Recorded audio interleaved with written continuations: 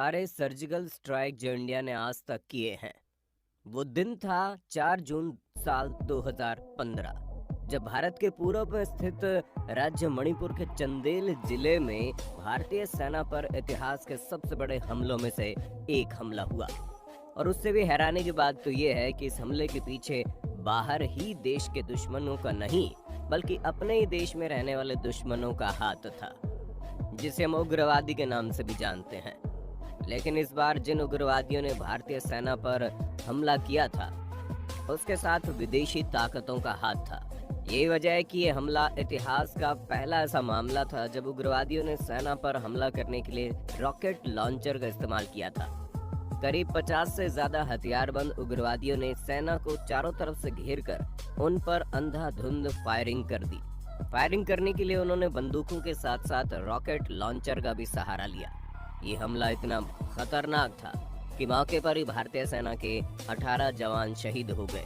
हमले के बाद खुफिया एजेंसियों पर भी सवाल उठे कि कैसे उन्हें इतनी बड़ी तादाद में उग्रवादियों के मूवमेंट का कुछ पता नहीं चला।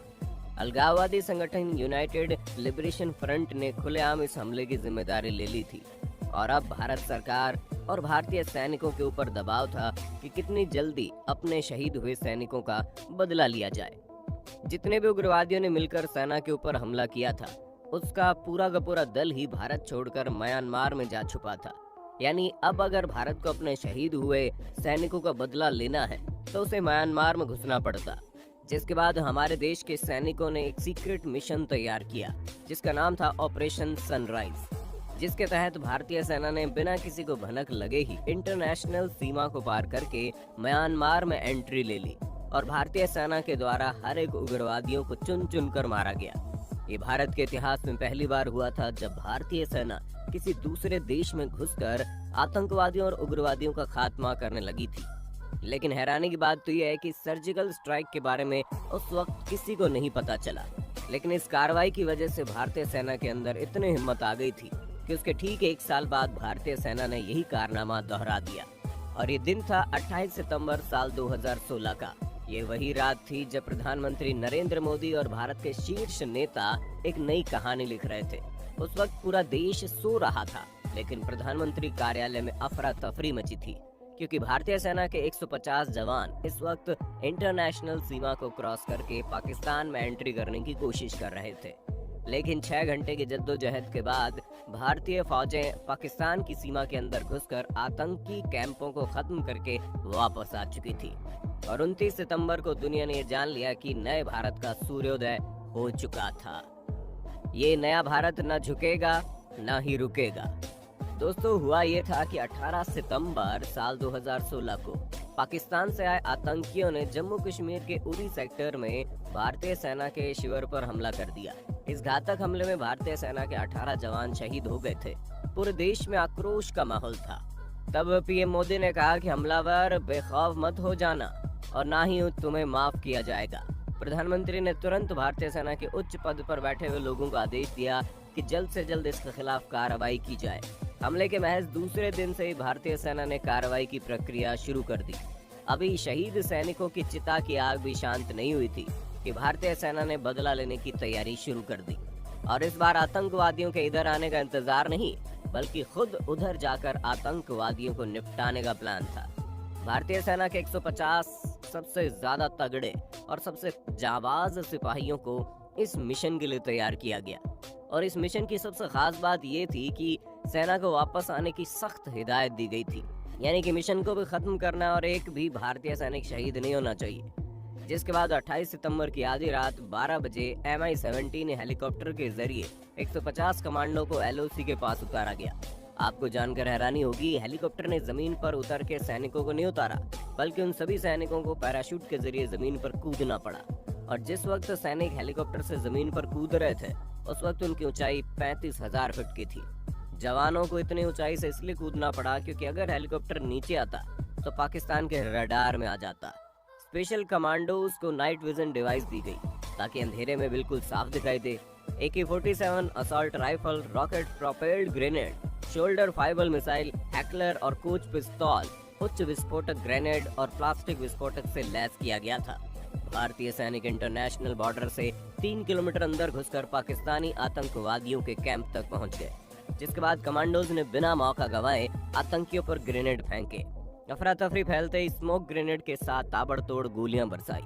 हमले में आतंकियों के साथ पाकिस्तानी सेना के कुछ जवान भी मारे गए। ये ऑपरेशन रात 12:30 बजे शुरू हुआ और सुबह 4:30 बजे तक चला। पूरे अभियान पर दिल्ली में सेना मुख्यालय से रात भर नजर रखी गई थी। मिशन कामयाब हो गया। पाकिस्तान के 45 से ज्यादा आतंकवादी खत्म हो गए। बस हमारे एक सैनिक के पैर में गंभीर चोट लगी थी। और ये दिन था 14 फरवरी साल 2019, जब दुनिया भर के युवा वैलेंटाइन डे मना रहे थे। उस वक्त भी हमारे देश के सैनिक हमारी हिफाजत के लिए बॉर्डर पर तैनात थे, बंदूकों के साथ अपनी ड्यूटी कर रहे थे। ठीक उसी वक्त जब भारतीय सेना का एक जत्था ड्यूटी से छूटकर अपने घरों को वापस जा रहे थे, तब एक पाकिस्तानी आतंकवादी जो कि बारूद से भरे हुए गाड़ी के साथ आता है और सैनिकों की गाड़ी के पास जाकर अपनी गाड़ी को टकरा देता है। रिपोर्ट में बताया गया वो आतंकवादी अपनी गाड़ी में 80 किलो RDX के साथ आया था और ये धमाका इतना भयंकर था कि वहां मौजूद 45 सैनिक के शरीर क्षत विक्षत हो गए। एक झटके में पूरा देश मातम के माहौल में बस गया। लेकिन वहीं दूसरी तरफ एक बार फिर पूरे आक्रोश का माहौल बन गया कि कैसे भी करके पाकिस्तानी आतंकवादियों को सबक सिखाया जाए। और ये दिन था मंगलवार 26 फरवरी साल 2019, रात के करीब 3 बजे, जब IAF के 12 Mirage 2000 fighter jet line of control पार कर पाकिस्तान की सीमा में दाखिल हुए और बालाकोट स्थित पाकिस्तानी आतंकी संगठन जैश ए मोहम्मद के आतंकी ठिकानों को ध्वस्त कर दिया। बाद में से बालाकोट एयर स्ट्राइक के नाम से जाना गया। सरकारी दावे के मुताबिक मिराज 2000 ने आतंकी ठिकानों पर करीब 1000 किलो के बम गिराए, जिसमें तकरीबन 300 आतंकी मारे गए। और आपको जानकर हैरानी होगी, पाकिस्तान को भारत की इस कार्रवाई की भनक भी नहीं लगी। पाकिस्तानी आतंकवादियों को सबक सिखाने के लिए जब प्रधानमंत्री नरेंद्र मोदी की तरफ से NSA अजीत डोभाल को जिम्मेदारी दी गई, उसी वक्त अजीत डोभाल ने बताया कि इस बार भारतीय सैनिकों का पैदल अंदर जाना खतरे से खाली नहीं। इस बार आतंकवादियों को सबक सिखाने के लिए फाइटर प्लेन का इस्तेमाल करना पड़ेगा, क्योंकि पिछले सर्जिकल स्ट्राइक की वजह से पाकिस्तान अब हर वक्त इससे तैयार रहता है। यही वजह है कि एयर स्ट्राइक से 2 दिन पहले ही प्लान तय हुआ कि मिराज 2000 के साथ AWACS को भी तैनात किया जाएगा। इन्हें ग्वालियर में तैनात किया गया था और साथ ही इमरजेंसी के लिए आगरा बेस को भी अलर्ट रखा गया। 25 फरवरी की शाम ऑपरेशन में हिस्सा ले रहे लोगों के फोन बंद कर दिए गए। PM मोदी, NSA अजीत डोभाल और BS धनोआ लगातार हर अपडेट की जानकारी ले रहे थे। 26 फरवरी की देर रात जब मिराज 2000 ने ग्वालियर से उड़ान भरी तो आगरा और बरेली के एयरबेस को भी अलर्ट कर दिया गया। इस दौरान पाकिस्तानी एयर डिफेंस सिस्टम पर निगाह रखने को कहा गया। 12 मिराज लड़ाकू विमान रात लगभग 3 बजे पाकिस्तानी सीमा में दाखिल हुए और बालाकोट में बम बरसाने शुरू कर दिए। आपको जानकर हैरानी होगी कि महज 90 सेकंड के भीतर भारतीय सेना ने पाकिस्तानी सीमा पर मौजूद आतंकवादियों के पूरे अड्डे को तबाह कर दिया। हालांकि इस दौरान पाकिस्तान की इस बात की भनक लग गई कि कोई हवाई जहाज उसकी सीमा में दाखिल हुआ है। यही वजह है कि पाकिस्तान के F-16 विमान एक्टिव हो गए, लेकिन तब तक भारत की वायुसेना अपना काम कर चुकी थी। भारतीय वायुसेना के एक्शन से बालाकोट में मौजूद जैश ए मोहम्मद के ठिकाने तबाह कर दिए गए थे। जैसे पाकिस्तान को इस बात की भनक लगी, भारतीय सेना एक बार फिर से सर्जिकल स्ट्राइक कर चुकी थी। पाकिस्तान ने घटना के बाद अपने पूरे एयर स्पेस को नो फ्लाई जोन घोषित कर दिया था, यानी पूरे पाकिस्तानी हवाई में कोई भी हवाई जहाज नहीं उड़ सकता। लेकिन दुनिया भर में हो रही बेइज्जती की वजह से पाकिस्तान को तुरंत अपना एक्शन वापस लेना पड़ा और पाकिस्तान तुरंत बयान जारी करके कहता है कि उसके देश में ऐसी कोई स्ट्राइक ही नहीं हुई है। लेकिन सच्चाई यही थी कि भारत ने इस बार जो एयर स्ट्राइक की थी उसमें पाकिस्तानी आतंकी मसूद अजहर के दोनों भाई भी मौत को प्राप्त हुए थे। बाद में पाकिस्तान के मंत्रियों ने खुद इस बात को स्वीकार किया कि भारतीय सेना ने जो एयर स्ट्राइक की थी उसमें पाकिस्तानी आतंकी के साथ साथ उनके कुछ सैनिक भी मारे गए। दोस्तों, अगर आपको ये जानकारी अच्छी लगी तो अपने देश के सैनिकों के लिए कमेंट में जय हिंद जरूर लिखें। वीडियो अच्छी लगी तो लाइक कीजिए, हमारे चैनल को सब्सक्राइब करके बेल आइकन को ऑन करना बिल्कुल मत भूलना।